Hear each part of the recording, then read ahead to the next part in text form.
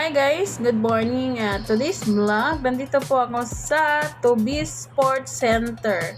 Nandito sa Baypasig din, malapit sa amin. So, pumunta kami ni Madam dyan. Siyempre, sumama ako. Siyempre, kapag sell ang pag-uusapan, sasama talaga si ako.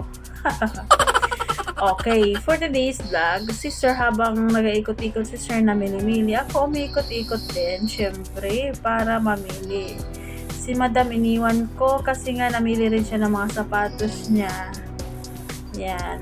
Maraming taong pumunta dyan, mga palangga. So, sa halagang 9,000 plus dati nagiging 483 plus na yan. At dati 8,000 nagiging 3 plus. Malaki ang kwan niya, malaki ang bawas niya. So yan, daming-dami talagang pares. Yan ang nakalagay dyan, mga sample yan. Kapag napili mo siya, magtanong ka na lang sa nagabantay dyan kung anong size ang meron. Anong sizes ang paa mo, syempre. Diba? Dati, mayroon din akong nabili na Nike, then Adidas para sa mga junakis ko, estudyante ko. And syempre, para na rin sa akin. Then, ngayon, si Madam, pag silang pag-uusapan, niyaya ko. Syempre, hindi rin ako magpakabog dyan. Meron din akong nabili dyan na sapatos. Diba? Namili-mili muna ako, and then, nag-vlog din ko no, hi. Diba? Ay, ambot. Pagkain na, mga palangga. Yun, fast forward ko na.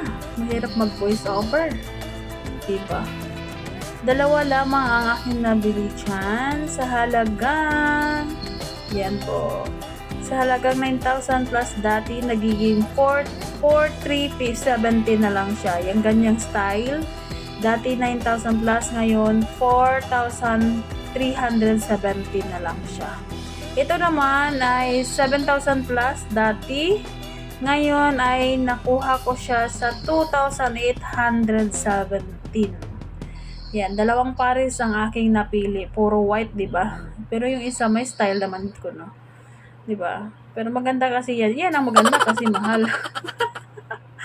'Di ba? Dalawa lamang ang aking nakuha diyan, pero kay Madam napakarami siyang nakuha.